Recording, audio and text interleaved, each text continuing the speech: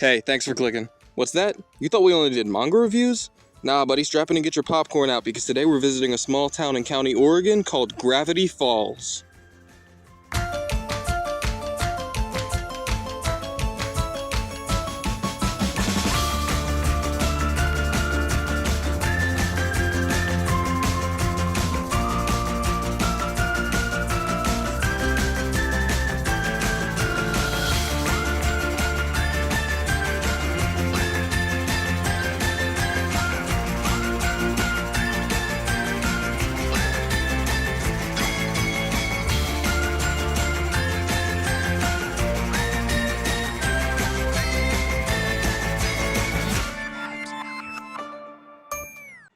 This story begins with two twins, Dipper and Mabel, getting sent off to spend summer with their great uncle Stanford Pines, an old-timer that runs a museum of mystery known as the Mystery Shack.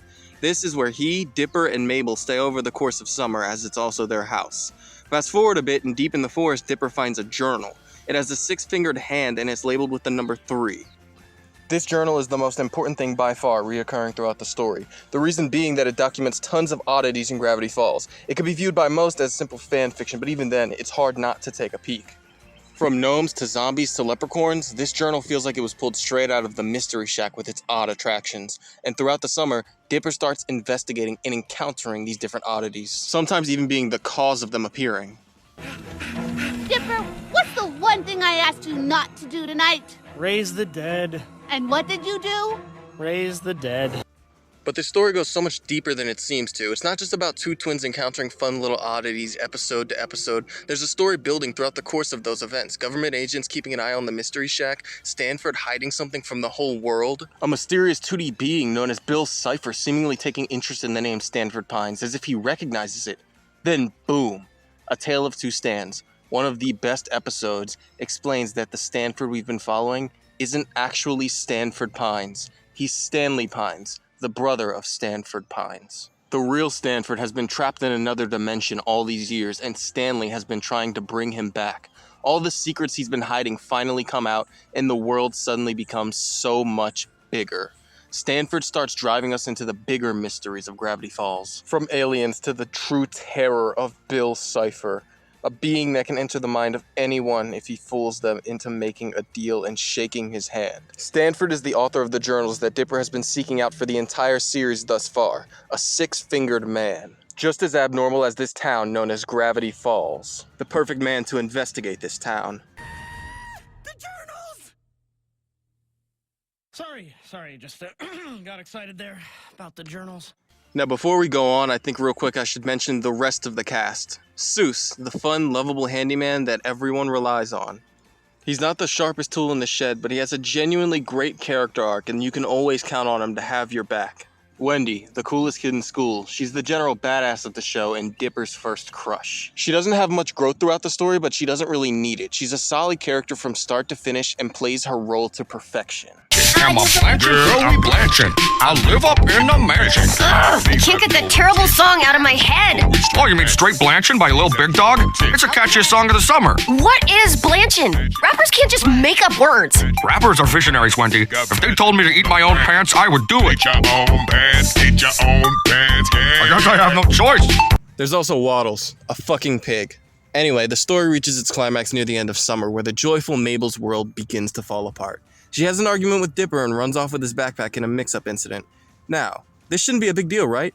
What could a 12-year-old possibly have in his backpack? A dimensional rift. Yep, Stanford let Dipper hold on to a dimensional rift and now Mabel has it. In an effort to keep Summer going, she gives it to a time traveler they met previously under the idea that he'll keep Summer going forever, trap time in a bottle. What she doesn't know is he's been possessed by the aforementioned Bill Cipher. Bill shatters the rift containment device and opens a portal to his dimension of weirdness. This is the end. It's Bill's world now. This is Weirdmageddon.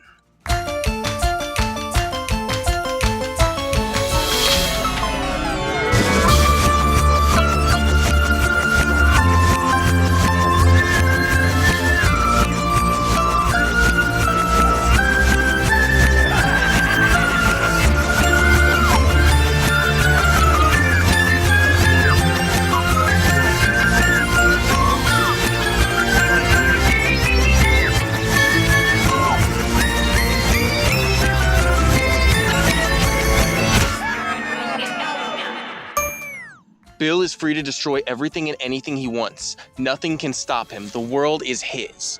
At least that's what it seems like at first, but there's something containing him in Gravity Falls. He tries to get the answers from Stanford by capturing and torturing him. He destroys his journals, and our cast is left utterly hopeless. Until they locked in. Dipper, Wendy, and Seuss make their way to save Mabel, who has been trapped in a land of eternal dreams. This is where we meet the goat, Dippy Fresh. Yeah! Wiggity wiggity, what's up, dude bros? I'm Dippy Fresh. I like skateboarding, supporting my sister, and punctuating every sentence with a high five. Hup! Oh, don't mind if I... Oh, sorry, I can't leave him hanging. Yes! They find out that Mabel doesn't want to leave this world. It's the eternal summer she asked for. Time really is trapped in a bottle. She quickly convinces Wendy and Seuss of how great this place is too, and she tries her best to convince Dipper by showing him bad things from the past. They don't have to worry about the harshness of reality anymore. This is a place, a world, where your dreams not just can, but will come true. Everyone starts to accept this. The only one that refuses it is Dipper, and this shows his maturity. He wants to go back to reality no matter how harsh it is. It doesn't matter if this world is more ideal, because reality is real. All the pain, all the suffering, all the hard times, all the arguments, all of it is real. This world means nothing. We grow and learn from our mistakes. That's what humans do. But in a world like this, where everyone's dreams can and will come true, nothing really matters. You can't say you earned it. You just asked for it and it happened. This whole world is one big fake lie, and Dipper refuses to accept it. But whatever it is, you don't have to fear because we'll do it together. I'm not taking Ford's apprenticeship. We've traveled to heck and back to get you, and we're going back together. Leave this fantasy world. Let's beat Bill and grow up together. Order in the court! Dang it, why is this hammer squeaking? You mean it? You really coming home with me? Yes, definitely, absolutely. Awkward sibling hug? Don't do it! You do this and it's all over! Sincere sibling hug. Don't do the pats! They head to the Mystery Shack to find Stanley, and this is where they realize the entire revolution is hiding out here. Turns out the Mystery Shack is immune to Bill's powers because of some unicorn spell they did earlier in the series. This is where they come up with the plan of action. If they can't leave the Mystery Shack, then they'll just bring the Mystery Shack to Bill. They turn it into a Gundam, and absolute cinema begins as they fight the monsters and even Bill himself. They also send in a rescue team for Ford while Bill is occupied. They free Ford and eventually defeat Bill. I won't spoil things on that end though. And as summer ends, Dipper and Mabel have to say farewell to their friends in Gravity Falls. This is one of the best conclusions I've seen to a story. Now, amazing writing aside, what does this title mean? How is Gravity Falls Passion Incarnate? Well, that lies in how the story was treated after it finished. Remember Journal 3? It exists. The creator made a real-life Journal 3 that you can purchase and read through, adding so much more to the world. Then there's the Book of Bill, which came out not too long ago despite the series having long since ended. This book even further expands upon the world, and keep in mind, these are fucking dictionaries, not small picture books. These books also aren't just packed with filler nonsense, there's a lot that actually builds upon the story itself. There are even tons of hidden codes to decipher. It's really well made. You can delve down the rabbit hole if you want, but I won't go too deep. All I can say is I've genuinely never seen a series creator so passionate about their work. Gravity Falls is absolute cinema. It's up there with the greats and one of my favorite cartoons of all time. But anyway, until next time, this has been Prodigy. See ya.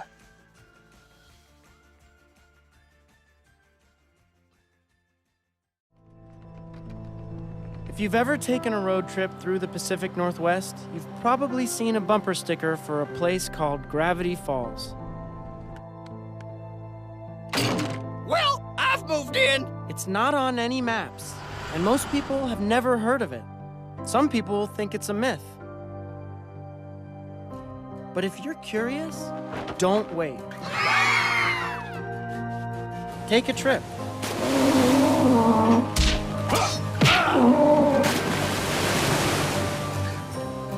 find it. It's out there somewhere in the woods, waiting.